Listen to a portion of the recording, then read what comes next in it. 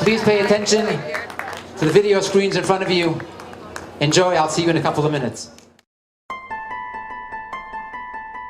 Jacob Kolton was born in Lutz in 1924. His childhood and early teen years were a celebration of the beauty of Jewish life. Jacob accompanied his parents to shul each Shabbos, and at age 13, his entire shtetl rejoiced at his bar mitzvah. In 1939, Hitler's armies invaded Poland, shattering Jacob's safe and happy world. Young Jacob Kolton witnessed unspeakable horrors during the Nazis' reign of terror. Horrors perpetrated on his beloved parents, siblings, and childhood friends. Jacob saw sacred Torah scrolls desecrated before his very eyes, shuls looted and burned to the ground, destroyed by the Nazis and their terrible mission. Then, Jacob was transported to Treblinka, a horrific extermination camp, and later to the notorious camp in Auschwitz.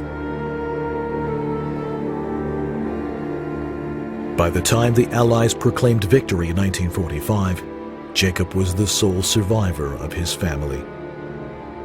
Alone, Jacob immigrated to the United States and began to rebuild his life. He left behind all traces of his Jewish past. He never spoke of the war, never gave voice to the senseless atrocities he saw and the destruction he witnessed. Jacob's distancing from Jewish life continued for 60 long years.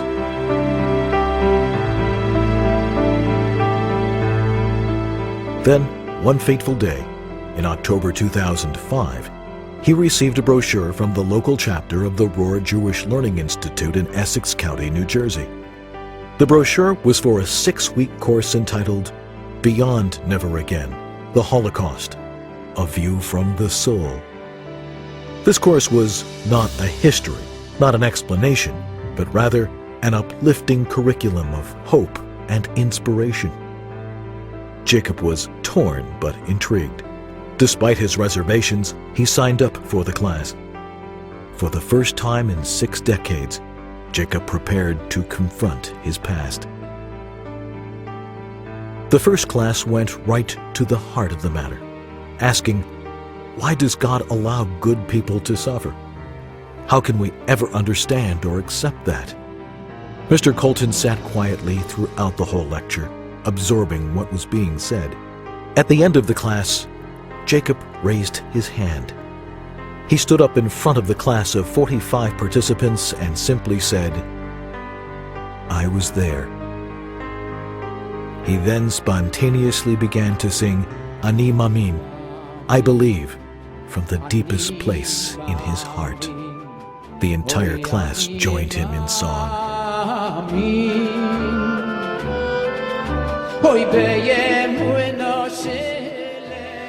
The following Shabbat, Jacob went to shul at Chabad in West Orange. As is customary, the new face in shul was honored with an aliyah.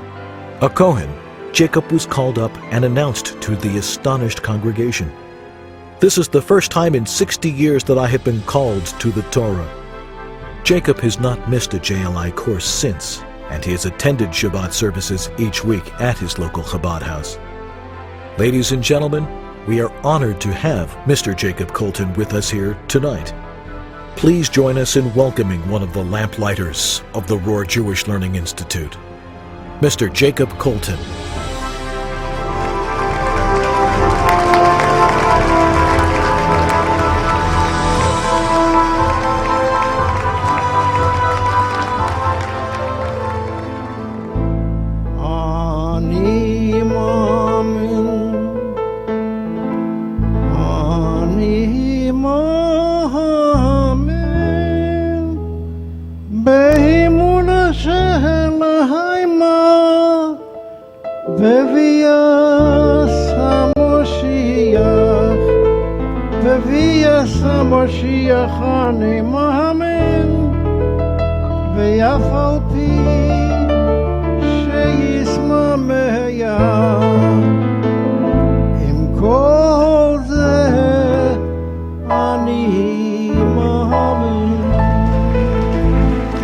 This song that I'm about to sing was composed at the time of liberation.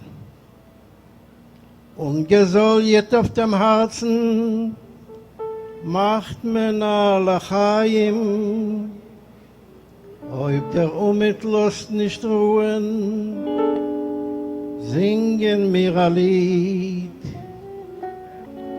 Ist nicht du kein bisschen Bromfen, lo mir trinke Mayim, Mayim Chaim ist doch Chaim, wo's darf noch der Ried? So schön komme die Geola, so schön komme die Geola, so schön komme die Geola, Moschiach kommt schon bald. So schön komme die Geola, so schön komme die Geola, so schön komme die Geola, Moschiach kommt schon bald.